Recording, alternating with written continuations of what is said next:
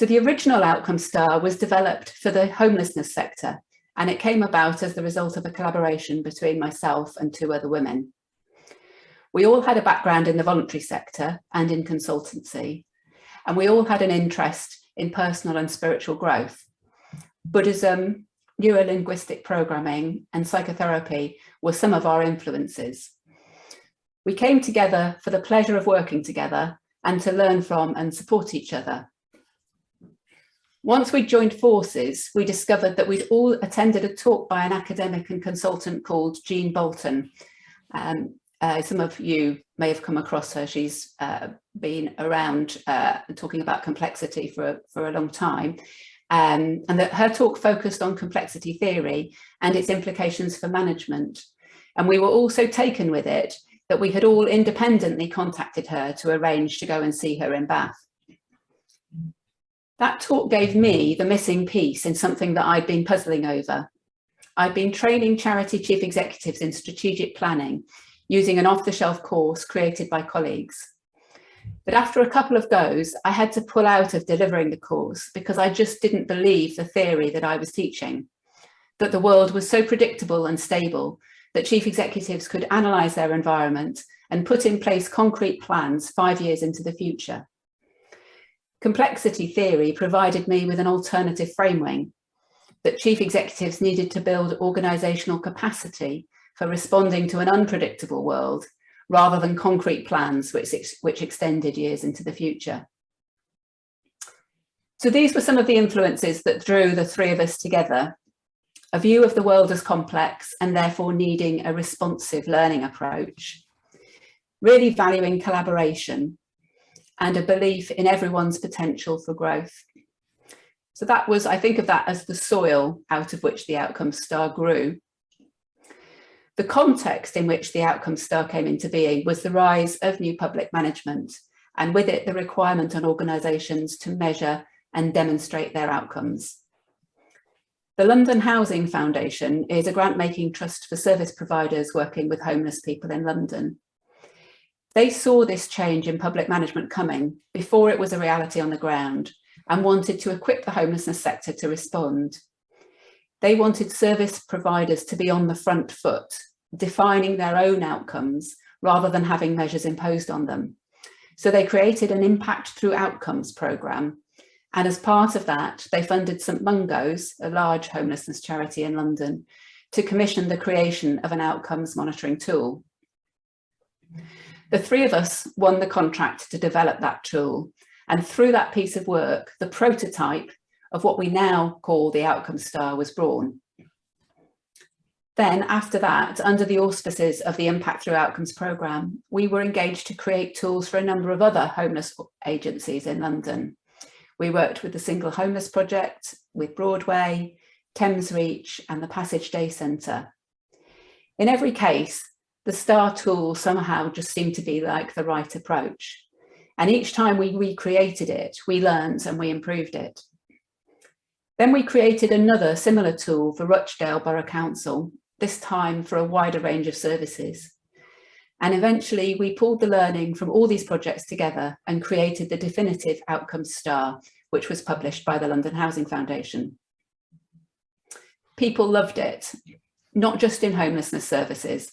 It was picked up in mental health, in drugs and alcohol services, and more widely than that as well. We got the opportunity to collaborate with the Mental Health Providers Forum to create a version specifically tailored to mental health services, and the Recovery Star was born. Then we worked with Camden Council to create a version for teenagers, the Teen Star. And then there was no stopping us. Requests came in thick and fast, and we now have 44 different versions, all responses to requests from service providers, none of them initiated by us, and all developed in close collaboration with direct services and the people they're helping. Many of them are now on their 2nd, 3rd, or even 4th edition as well. There are about 1,000 organisations with current licences to use the Outcome Star, and we have around 1.5 million completions on our Star Online app. And that's been about a 19-year journey from that beginning point to here. So why has it proved to be so popular? Well, on the whole, people come to the STAR because they need to measure outcomes.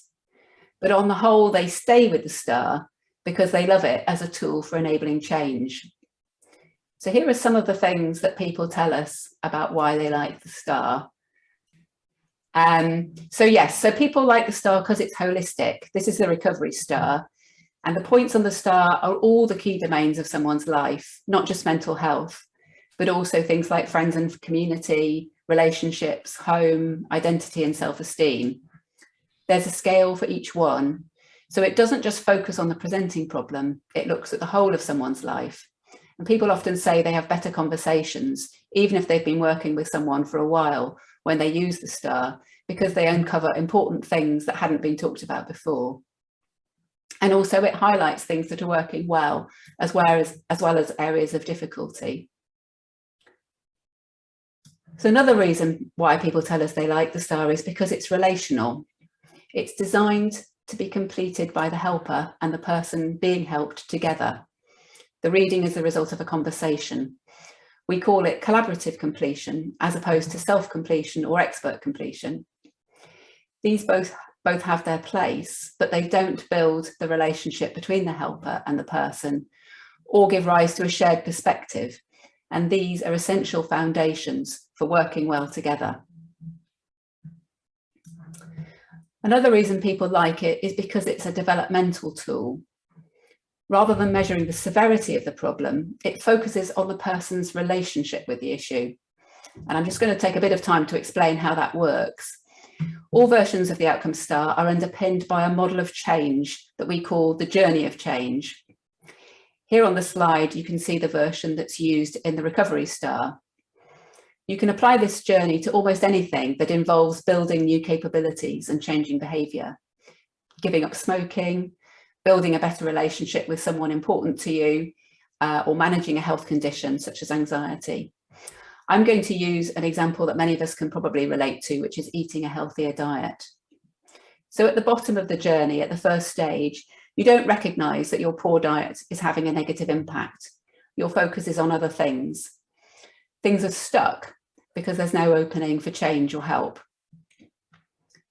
Then perhaps a health problem arises. You seek help. You're looking for someone to fix the problem, a diagnosis and a treatment someone can give you. Now you're at the accepting help stage, but at this stage, you're not thinking about personal change. But then it becomes clear that there isn't a simple answer, and you're going to have to look more broadly at your lifestyle and particularly your diet. Maybe you're a bit daunted, but also encouraged that there's something that you can do to improve your health. You're now believing that change is possible and trying to make it happen, the third stage. But at this point, you don't know what works. You try different things, but you can get discouraged. It's too much work and you don't have the time, or you don't like the new food you're trying. But if you have support to keep going, then eventually you start to find some things that do work for you. You find foods you like that are also healthy. You find ways to fit cooking into your routine, and you find things that are easy for you to prepare. So now you're at the fourth stage, learning what works. But when life's difficult and there's too much to do, you can easily slip back into your old ways. So you still benefit from having a bit of support in place. Finally, you reach the top of the journey. Your new diet becomes part of your normal routine. You don't need support to keep going. You're self-reliant. So if we just move to the next slide. So the journey that underpins the scale, so that journey then underpins the scale descriptions, which define what each point on each scale mean. These are set out in the Outcome STAR user guide, and you can see a couple of extracts from the user guide here. There's the long scale descriptions, such as the ones on the left, and the shorter ones, such as the one on the right. What people like about the journey of change is that it breaks change down into manageable steps. It shows that change is possible, and it shows what the next step is. So the measuring actually helps with the changing.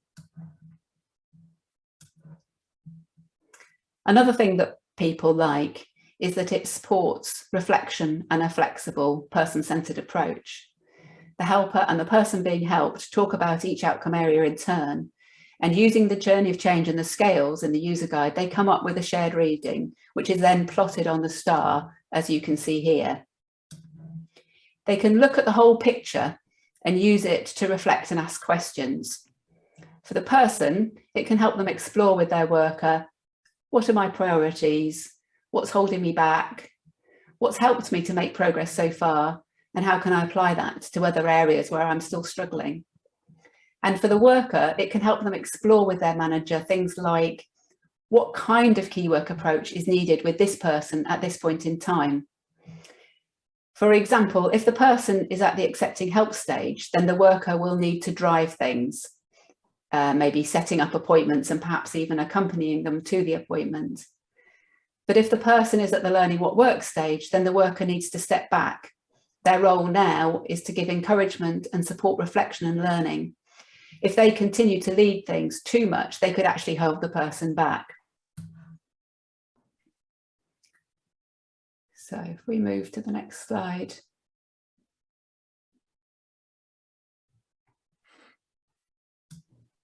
Oh, actually, I think we've missed a slide. Yeah, that's it. It was, yeah, so what we've got now is just a picture of the star completed twice.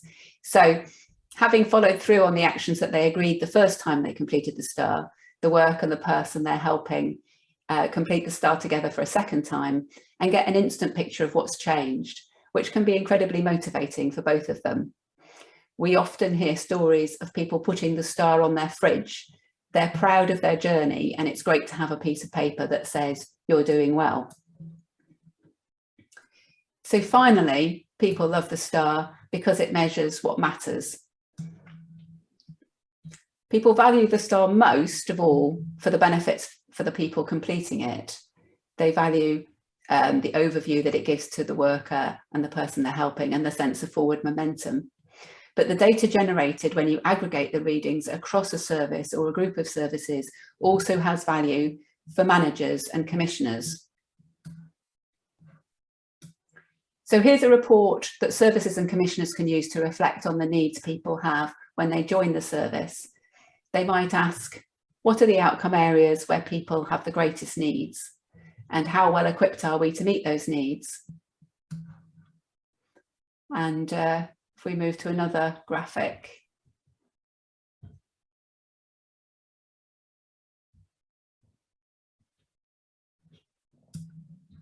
This is a report that summarises change. So here they might ask, where are people making the most or the least progress, and why is that? And are there successes in some projects that can be replicated in others, or barriers that we need to overcome? Star data won't tell you everything, but it's a helpful complement to other forms of intelligence. People don't always use their data in this way, which I'll say more about later. But when they do, what they value is that it reflects the reality of ground level work and looks at the nuances and steps along the way. It strikes a balance between two extremes. At the one end of the spectrum, there's the extreme of it specifying exactly what the outcome should be. For example, a commissioner might say that the outcome they want the service to achieve is to get everybody into a job and working at least 30 hours a week. The problem with this approach is that it doesn't take into account what is the right thing for that person at that time. Perhaps learning to manage their anxiety is the priority and would provide a much firmer foundation for improvements in other areas later down the line. And being driven into a job without addressing their anxiety could just set the person up to fail. But at the other end of the spectrum, there's the extreme of leaving the specification of the outcome to the person. One person might say their priority is to find and keep a permanent home. Another says it's to grow in confidence. Another says it's to continue their harmful drinking, but in a warm and safe environment. How do we ever get an overview when the outcomes are so different? And how do we hold a vision of the person's potential to flourish when they themselves have given up on that? The star attempts to find a helpful middle ground between these two extremes. The outcome domains are specified on the basis of extensive consultation and piloting, and what good looks like is described, but in terms that allows lots of room for individual difference and preferences.